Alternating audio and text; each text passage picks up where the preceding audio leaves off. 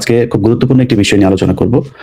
আপনারা জানেন যে বর্তমান সরকার একটি বিতর্কিত নির্বাচনের মধ্য দিয়ে ক্ষমতায় এসেছে এবং সেই ক্ষমতায় আসার পর থেকে গেল 15 বছর আমরা বিএনপির যে কথাবার্তা, যে ভূমিকা, যেই বাংলাদেশের মানুষকে যে প্রত্যাশা তারা দেখিয়েছিল, তার বিপরীতমুখী একটি চরিত্র, একটি চেহারা আমরা তাদের দেখতে পাচ্ছি। বিশেষ করে সংসদে একজন সংসদ সদস্য যিনি প্রধানমন্ত্রীর অল্টারনেটিভ একটি ড্যামি চরিত্র, যিনি অবতীর্ণ হয়েছেন, সালাউদ্দিন সাহেব, তিনি একাই যেভাবে সংবিধানের দোহাই দিয়ে বাংলাদেশকে আবারও সেই ফ্যাসিজমের দিকে নিয়ে যাওয়ার পায়তারা করছে, সেটা নিয়ে মানুষের ভেতরে একটি প্রশ্ন তৈরি হচ্ছে যে এই সরকারও কি সেই আগের মতোই জনগণের বিপরীত প্রান্তে অবস্থান নিচ্ছে কিনা।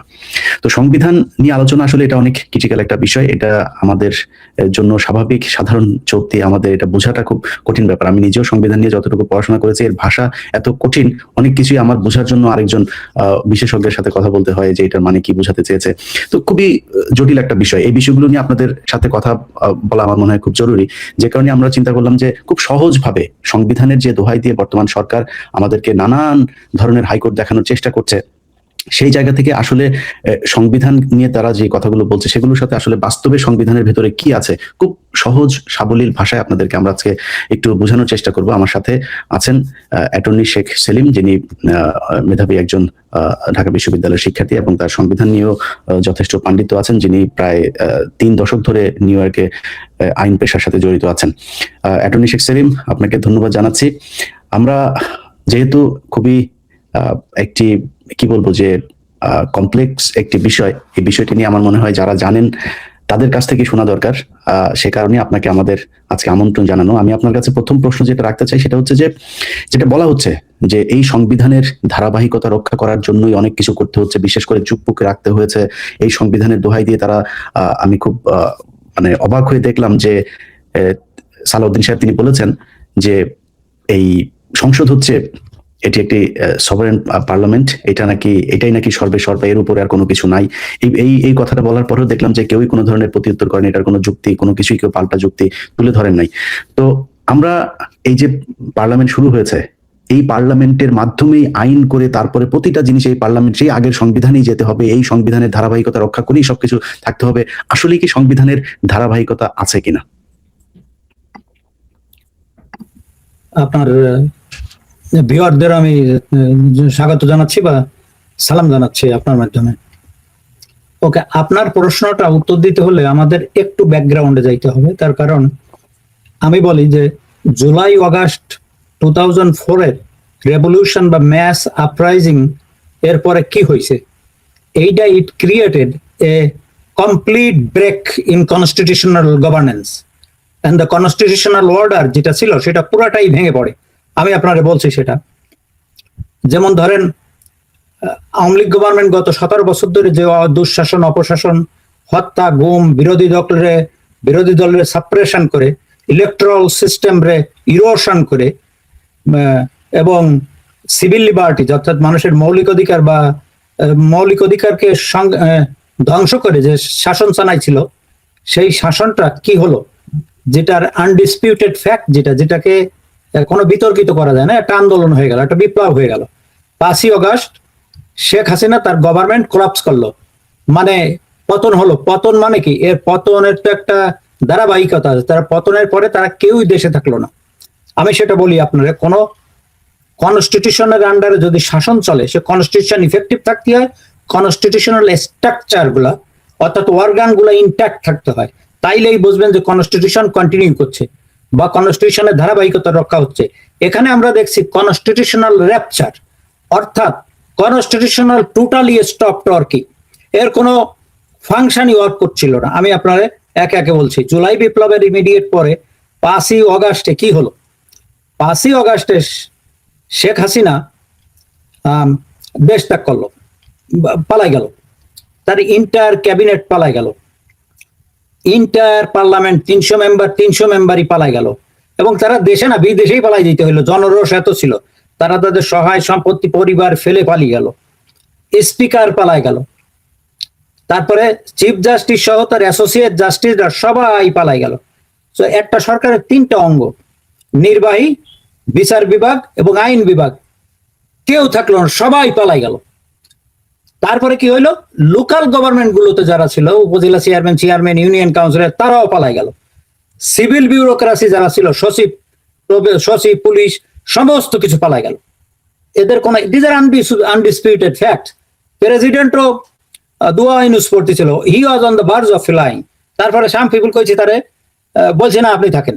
ওকে, তারপরে কি হলো, রাষ্ট্রযন্ত্রে বিরাট এক শূন্যতার সৃষ্টি হলো, আইনগত শূন্যতা, কনস্টিটিউশনাল অর্ডার, কনস্টিটিউশনাল গভর্নমেন্ট যারা শেখ হাসিনার রেজিম ছিল তারা সবই ভেঙে পড়লো।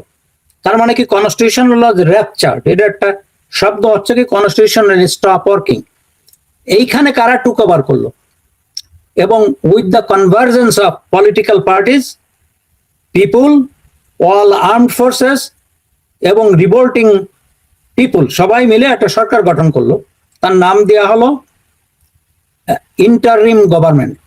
ওকে, এখন প্রশ্ন হচ্ছে, কনস্টিটিউশন যদি ধারাবাহিকভাবে চলতে হয় তাইলে এই গভর্নমেন্টটা হতে হবে, ইন্টারিম গভর্নমেন্টটা হতে হবে কনস্টিটিউশনের আন্ডারে। কিন্তু আপনি কনস্টিটিউশন পড়ে দেখবেন, it's a extraordinary extra constitutional government, যেটা কনস্টিটিউশনের বাইরে। আপনি কোনোভাবেই এটা কনস্টিটিউশনে হবে না। তারা এসে সভরেন্টি, দে অ্যাসিউমড পাওয়ার, সমস্ত পাওয়ার তারা অ্যাসিউম করে নিল with the support of the revolutionary forces এবং সব জনগণের। যারা দেশে ছিল তারা কোনো ইয়েতে ছিল না। তো যে কনস্টিটিউশনাল অর্ডারটা কি আমাদের বাংলাদেশে সেই সময়, এখনো যে ওল্ড কনস্টিটিউশন আছে, ইট প্রেসক্রাইব, এইটা প্রেসক্রাইব করে, অর্থাৎ এইটা লিপি সংঘবদ্ধ করে, স্বনির্বন্ধন করে কি, পার্লামেন্টারি ফর্ম অফ গভর্নমেন্ট, মন্ত্রী পরিষদ শাসিত সরকার। মন্ত্রী, প্রাইম মিনিস্টার নাই, মন্ত্রীরা নাই, পার্লামেন্ট নাই, সিভিল বিউরোক্র্যাটরা নাই, পুলিশ বাহিনী ডিসম্যান্টেলড হয়ে গেল। সুতরাং এইটা এসে এই শূন্যতা কে পূর্ণ করলো? এই শূন্যতা পূর্ণ করলো ইন্টারিম গভর্নমেন্ট। তারা সমস্ত সভরেন পাওয়ার, অর্থাৎ সার্বভৌম পাওয়ারটা তারা গ্রাপস করলো, এবং তাদের তো কোনো রকমের ভ্যালিডিটি দেওয়া যাবে না এই কনস্টিটিউশনের আন্ডারে। তার কারণ constitution stopped working on August 5th। So constitution displaced হয়ে গেল প্র্যাকটিক্যালি, এবং with the concept of all state organs, powers, public at large, political quarters, everybody, এবং হল শাসনযন্ত্র এসে এই ইউনুস সরকারের আনুগত্য স্বীকার করলো। তার মানে কনস্টিটিউশনাল অর্গানের কোনোটাই আর ইফেক্টিভ থাকলো না। কনস্টিটিউশনাল শাসনটা পুরা বন্ধ হয়ে গেল। ইট স্টপড ওয়ার্কিং কমপ্লিটলি, সিসেশন। বিচার বিভাগ, আইন বিভাগ, নির্বাহী বিভাগ সব নতুন করে ইউনুসের বর্ষতা স্বীকার করলো। ইউনুস তো কোনো কনস্টিটিউশনাল গভর্নমেন্ট না, কোনো লয়ার কেউ কিছু বলতে পারবে না, কোনোভাবেই দেখাইতে পারবেন না আপনি এটা। It's impossible. তার কারণ আপনি প্র্যাকটিক্যাল জিনিসটা, এই পলিটিক্যাল ফ্যাক্টসটা এবং প্র্যাকটিক্যাল ফ্যাক্টস, এটা তো আপনি রিপ্লেস করতে পারছেন, এটা তো সত্যি কথা, ইজ আনডিসপিউটেড। তারপরে তারা কি করলো, তারা অর্ডার ইস্যু করা শুরু করলো, তারাই রাষ্ট্রটা চালালো এক্সটেন্ডেড পিরিয়ড। 1.5 বছরের পরে তারা রেগুলেশন করলো প্রায় 133টা। এগুলো কেন এরা করেছে? Constitution was not the source, because ওই যে আমাদের দেশে একটা কথা বলে না, যেমন আগে, বর্তমানে যারা বলছে তারাও বলছে, আগেও সবাই বলছে, ইভেন মরহুম বেগম খালেদা জিয়া বলছে যে কনস্টিটিউশন ছুঁড়ে ফেলে দেওয়া হয়েছে। ডিসপ্লেসমেন্ট মানেই ওইটা, ছুঁড়ে ফেলে দেওয়া হয়েছে। The constitution still remains displaced, এখনো ডিসপ্লেসড আছে। তার কারণ বর্তমান সরকারে পাওয়ার নাই ওই কনস্টিটিউশনের ইফেক্ট দেওয়া, সেটা আমি একটু পরে বলতেছি কিভাবে। সুতরাং কনস্টিটিউশন, এই যে বর্তমান ইলেকশনটা হয়েছে, এই যে ইউনুস সরকার গভর্নমেন্টের authority, it was not created by the constitution. কনস্টিটিউশনে কোনো প্রভিশন নাই, কোনো বিধান নাই যে ইন্টারিম গভর্নমেন্টের ভ্যালিডিটি দেয়া বা এইটা ইন্টারিম গভর্নমেন্টে ঢুকানো। Constitution is the supreme law. আপনি অনুমান করে বলতে পারবেন না যে এইটা কনস্টিটিউশন। যখন সুপ্রিম ল বলতেছে যে সবচেয়ে বড় আইন, এবং এই আইনের সাথে এনিথিং সাংঘর্ষিক অন্য আইন, সেটাও বাতিল। তো যেখানে ইন্টারিম গভর্নমেন্ট নাই, যেখানে council of advisers interim government Yunus lead করেছে, তার সম্পর্কে একটা কাউন্সিল অফ গভর্নমেন্ট সম্পর্কে আপনি খুঁজে পাবেন না। এখানে আমি আর একটা কথা বলি, কিছু কিছু সময় শোনা যায় যে বাংলাদেশের লোকজন বলেন যে ওয়েল, সুপ্রিম কোর্ট তো এটি অ্যাপ্রুভ করেছে 106 আর্টিকেল 106 এর মাধ্যমে। Supreme Court still is bound under the constitution. আর 106 আর্টিকেল পড়ে দেখেন, এইটা ওই নতুন গভর্নমেন্ট, অর্থাৎ ইন্টারিম গভর্নমেন্ট ক্রিয়েট করার ক্ষমতা সুপ্রিম কোর্টের নাই। আর এইটা হলো মিয়ার, is a very limited non-binding nature of power in 106A. It's a advisory power. President দেওয়ার advisory power. প্রেসিডেন্ট এই অ্যাডভাইসটা মানতেও পারে, নাও মানতে পারে। সুতরাং এটা আমরা জুডিশিয়াল আইনের ভাষায় বলি it's not a adjudicative power, it's merely advisory consultative power, অর্থাৎ কনসালটেট করতে পারে। আপনি আমার সঙ্গে একটা জিনিস কনসাল্ট করতে পারেন, আমি কি বললাম সেটা আপনি নিতেও পারেন, নাও নিতে পারেন, এর বেশি কিছু না। ইটস নট অ্যাডজুডিকেটিভ পাওয়ার, অর্থাৎ এটা অ্যাডজুডিকেট করে দিলাম, বিচার করে দিলাম, এটা বাইন্ডিং ন। আর সুপ্রিম কোর্টের এই কনস্টিটিউশনাল পাওয়ার নাই যে উনি একটা নতুন ফর্ম অফ গভর্নমেন্ট সৃষ্টি করতে পারে। সুপ্রিম কোর্ট এই পাওয়ারটা কারো নাই। এই পাওয়ার কনস্টিটিউশন অ্যামেন্ডমেন্ট করেও না। This is a basic structure of the constitution. Form of government করতে হলে নতুন কনস্টিটিউয়েন্ট পাওয়ার দরকার। পার্লামেন্টের ডেরিভেটিভ কনস্টিটিউয়েন্ট পাওয়ার আছে, কিন্তু মূল পাওয়ার নাই। সেটা আপনার ওই ইসের কেসে বলা আছে, বাংলাদেশের ওই যে 5th অ্যামেন্ডমেন্ট 7th অ্যামেন্ডমেন্ট কেসে বলা আছে, এবং আনোয়ার হোসেন চৌধুরীর কেসে বলা আছে। এগুলা ওই সময় যে জাজরা নিয়েছিল, আমি তাদের অনেক ক্রেডিট দেবো। এগুলো বহু দেশের জুরিসপ্রুডেন্স ঘেটে নেওয়া হয়েছে, তার কারণ ওই কেসগুলোর যে প্রিন্সিপাল আমি এক্স্যাক্টলি ওয়ার্ড বাই ওয়ার্ড মিল পাইছি আমেরিকান কনস্টিটিউশনাল কেসে, যেটা 1800 পর্যন্ত মানে পিছনে যে আমেরিকান সুপ্রিম কোর্টের রায়গুলো দিছে। সুতরাং এই কেসগুলোর ক্রেডিবিলিটি আছে। দুইটা বোধহয় দেওয়া চিফ জাস্টিস খায়রুল হকের, উনি আমার টিচার ছিলেন। ওনার 11 তত্ত্বাবধায়ক সরকার বাতিলের জাজমেন্ট নিয়ে প্রশ্ন করে দেয়, কিন্তু এইগুলো very well structure, well reason, এবং খুবই ঘাইটে ঘুটে উনি এই রায়গুলো দিচ্ছেন, যার জন্য এ নিয়ে তেমন কোনো কন্ট্রোভার্সি হয় নাই, এবং it's remains a binding principle of constitutional law in Bangladesh. আর এটা অ্যাপিলেট ডিভিশন, এটা ফাইনাল ডিসিশন। এই ডিসিশনের আন্ডারে যেমন Bangladesh Italian marble works versus Bangladesh 5th amendment case বলা হয়, এই ডিসিশনের আন্ডারে এবং কনস্টিটিউশনাল জুরিসপ্রুডেন্সের, অর্থাৎ কনস্টিটিউশন আইনের, শুধু বাংলাদেশে না, এটা ওয়ার্ল্ড ওয়াইড, এখানে রিটেন কনস্টিটিউশন আছে, সেইটার আন্ডারে ইউনুস সরকারের কোনোভাবে কোনো উপায়ে এইটারে কনস্টিটিউশনাল গভর্নমেন্ট বলা যাবে না। তার মানে ইনস্টিটিউশন ইউনুস নেওয়ার আগে 5ই অগাস্টেই কনস্টিটিউশন র্যাপচার্ড হয়ে গেছে, ডিসপ্লেসড হয়ে গেছে, অর্থাৎ এটা ছুড়ে ফেলে দেওয়া হয়েছে। ছুড়ে ফেলে মানে এটা ফেলে দেওয়া হয়েছে।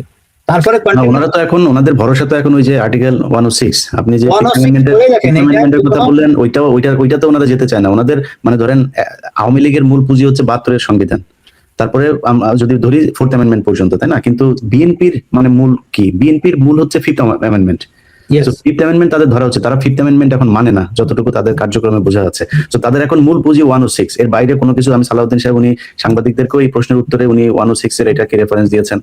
তো শোনেন, যারাই 106, আমিও নিজে শুনছি, শুধু সালাউদ্দিন ভাই না, অন্যরাও বলছে, কিন্তু যারা বলছে তাদের আমি সবিনয়ে অনুরোধ করব যে 106টা একটু পড়ে দেখতে, এবং ধরেন ব্যক্তিগত লোক পড়ে বোঝে, অনেক আইনজীবী যারা কনস্টিটিউশনাল সামান্য একটু বোঝে, বা যে কোনো 106 কোনো অ্যাডজুডিকেটরি পাওয়ার না।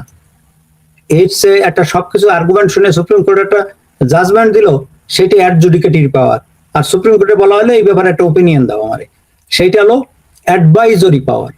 অ্যাডভাইজারি পাওয়ার, ইভেন অ্যাডভাইজারি পাওয়ার এটা কোনো রায় না, এটা মিয়ারলি একটা অ্যাডভাইজরি পাওয়ার। পড়ে দেখেন, ওখানে বলা আছে একদম clear, simple language, is text clear. আমি বাংলা পড়ি না, ইংরেজিটা পড়েছি, ইটস ক্লিয়ার। যারা একটু ব্যাখ্যা জানে, ব্যাখ্যা দিতে বলছে, তাদের কাছে এটা ক্লিয়ার, এবং কেউ এইটা বলতে পারবে না। এখন ধরেন আমি যদি বলেন ওনারা যে এইটার মাধ্যমে সুপ্রিম কোর্ট এটা ভ্যালিডিটি দিছে, আচ্ছা ভ্যালিডিটি দিছে আগে সুপ্রিম কোর্ট, আই থিঙ্ক 1956 বা 55-এ Pakistan Supreme Court Ayub government, বা 58-এ আইয়ুব গভর্নমেন্টে ভ্যালিডিটি দিয়েছিল, বলছিল যে ডক্ট্রিন অফ নেসেসিটি। এই পাকিস্তানও এই ডক্ট্রিন অফ নেসেসিটি ইফতেখার আহমেদের জাজেদ এই অ্যাবান্ডান্টেড। আর আমাদের 5th avenue Anwar Chowdhury case 89, এবং 5th অ্যামেন্ডমেন্ট কেস কত সালে আমি মনে নাই, এবং কুদরতি খুদা ইলাহি কুদরতি খুদা পানির ভার্সেস বাংলাদেশ এই কেসে, এবং ওই মার্বেল ভার্সেস, এখানে বলা হয়েছে ডক্ট্রিন অফ নেসেসিটি কোনো অবৈধ শাসনকে ভ্যালিডিটি দিতে পারে না। সো দ্যাটস এ ওয়ার্ড, এবং সুপ্রিম কোর্ট এটা ওভাররুল করে দিয়েছে। লেট অ্যালাউড, সেটা সুপ্রিম কোর্টে তো সেটাই অ্যাডজুডিকেটিভ পাওয়ারের ভিতরে দিয়েছিল, কিন্তু এখানে অনেক বেশি এখানে হলো অ্যাডভাইজরি পাওয়ার, এটা কোনো অ্যাডজুডিকেটিভ পাওয়ার না। ইভেন সুপ্রিম কোর্ট ইউনুস সরকারকে বলতে পারে না যে ওকে এটা আন্ডার কনস্টিটিউশনের ভিতরে valid, there is no way এইটা বলা। আগের নজিরে নাই, কনস্টিটিউশনাল যে ল্যাঙ্গুয়েজ আছে সেটাও নাই। তার কারণ কনস্টিটিউশনে বলা আছে পার্লামেন্টারি ফর্ম অফ গভর্নমেন্ট, অর্থাৎ মন্ত্রী বৈশিষ্ট্য করে শাসিত সরকার।